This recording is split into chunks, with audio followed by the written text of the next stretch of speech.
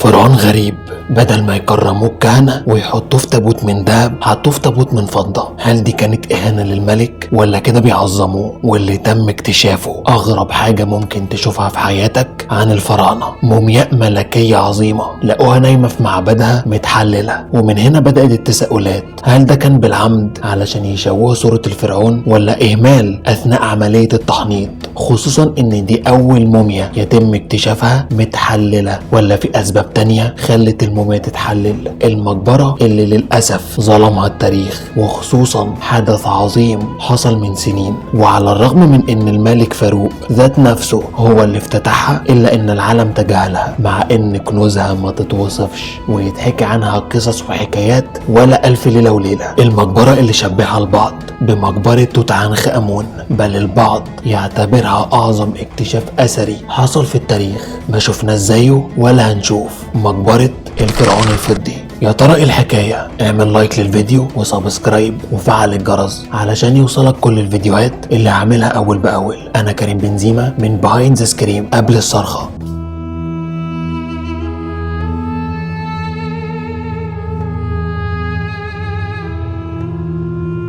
قبل الصرخة ممكن تكون حكاية مخيفة مرعبة بترفع نبضات القلب، وممكن تكون حدث عظيم خلى العالم كله يصرخ، وممكن تكون حدث عظيم جه بعد تعب سنين خلاك تصرخ من الفرحة، زي اكتشاف عالم الفرعون الفضي سنة 1929. عالم آثار فرنسي اسمه بيير مونتي كان بينقب عن الآثار في مصر، والتنقيب كان في معبد قديم للإله آمون في منطقة صان الحجر في الشرقية، أو زي ما ذكرت في الكتابات المصرية القديمة مدينة تانيس. اتأسست في عهد الأسرة العشرين وتحولت لعاصمة شمال مصر في عهد الأسرة ال21.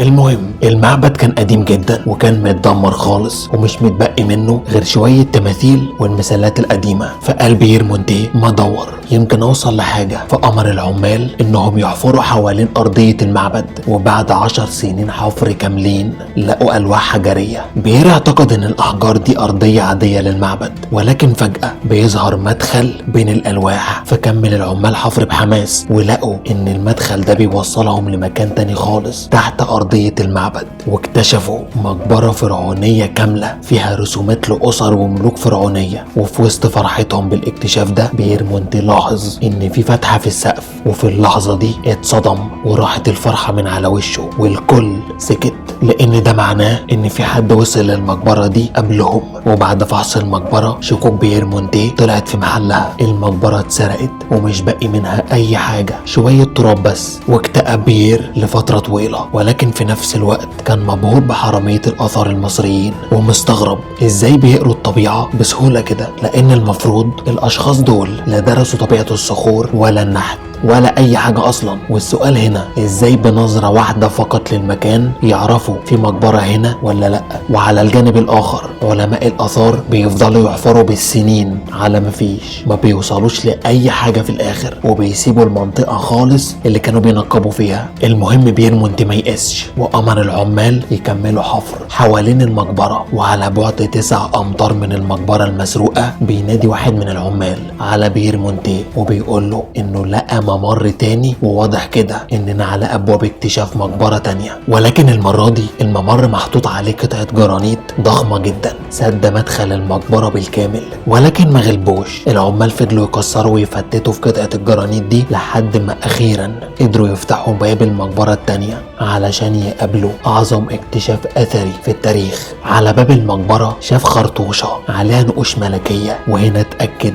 ان اللي جوه المقبرة دي ملك فرعوني، مش مقبرة اي كلام يعني. واول ما دخل مونتي جوه المقبرة اتصدم، ما كانش قادر يعبر عن اللي شايفه. كنوز واثار بكميات رهيبة اكتر من اللي اكتشفوها في مقبرة توت عنخ آمون. مقبرة عظيمة بمعنى الكلمة، دي المقبرة الوحيدة اللي ما اتسرقتش. حرامية الاثار ما قدروش ياخدوا منها اي حاجة، ما قدروش يوصلوا لها اصلا لا في العصر القديم ولا دلوقتي. ولكن سيبك من الكنز دلوقتي وهنرجع له تاني. بيير مونتي راح علشان يشيل غطا الجرانيت بتاع التابوت علشان يكشف على الملك الفرعوني ويبتدي يشوف مين ده. جاله مرسول من الحكومة وقال له ما تتحركش اي حاجة من مكانها، الملك فاروق هيجي بنفسه ويفتتح المقبرة دي. وسنة 1940 كل الجرايد المصرية كتبت عن هذا الحدث العظيم، ولكن ما كانوش واخدين راحتهم قوي. اما الجرايد العالمية ما كتبتش عن الخبر خالص ولا ذكرته اصلا، ولكن عن عذرهم، لان في نفس ذات الوقت ألمانيا النازية قومت الحرب العالمية الثانية، فبالتالي محدش فاضي يتكلم عن المقبرة. ولكن بعض العلماء قالوا ان التجاهل والتكتيم اللي حصل على المقبرة دي متعمد، بس مش مهم، خلينا في الاكتشاف. اول ما الملك فاروق دخل المقبرة صرخ بعلو صوته واتفاجئ من كمية الذهب والاحجار الكريمة اللي في كل حتة في اركان المقبرة، واتحمس جدا وبقى عايز يعرف مين هو الفرعون اللي الكهنة اهتموا بمقبرته قوي كده بالطريقة المبالغ فيها دي. وراح على لوح الجرانيت وشاله بنفسه، وهنا كانت الصدمة الحقيقية.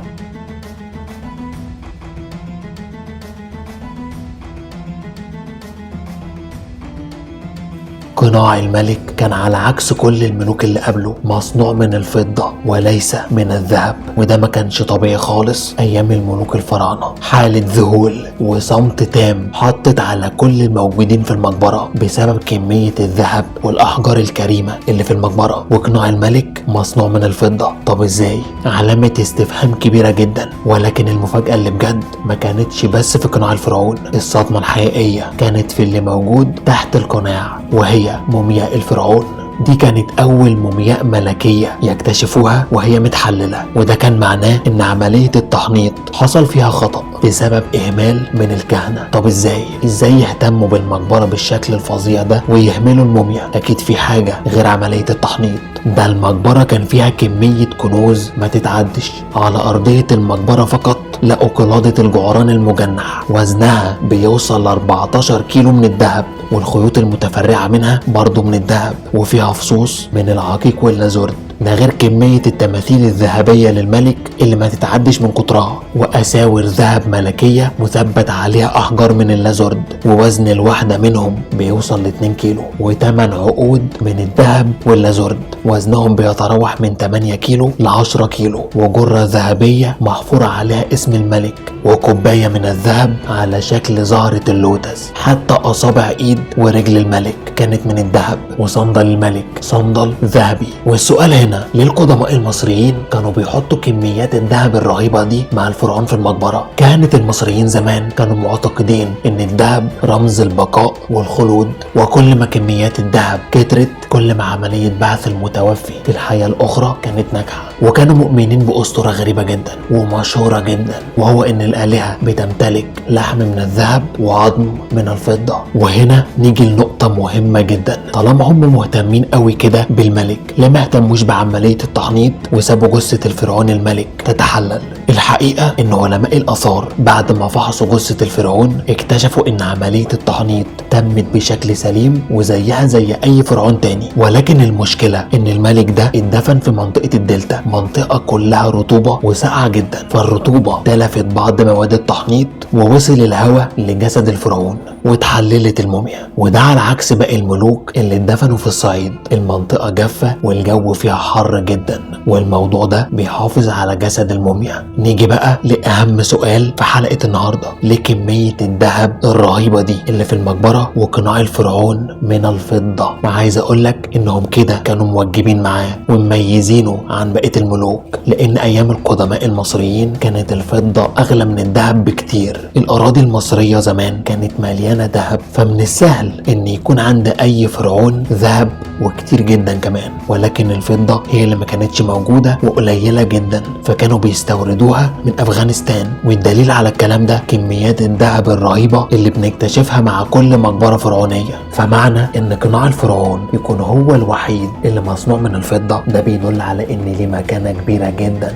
عند القدماء المصريين محدش وصل لها قبل كده. طبعا انت مستني تعرف مين هو الملك ده وليه الاهتمام الرهيب ده بمقبرته، والحقيقة انه ما كانش ملك عادي، كان من اغنى فراعنة الاسرة ال21 المختار للاله امون محبوب الالهة، الملك باسوسنس الاول، ثالث فراعنة الاسرة ال21، وحجم الدلتا الجزء الشمالي لمصر لحوالي 46 سنة كاملين، ودي مدة كبيرة جدا، واحدة من اطول مراحل الحكم في مصر.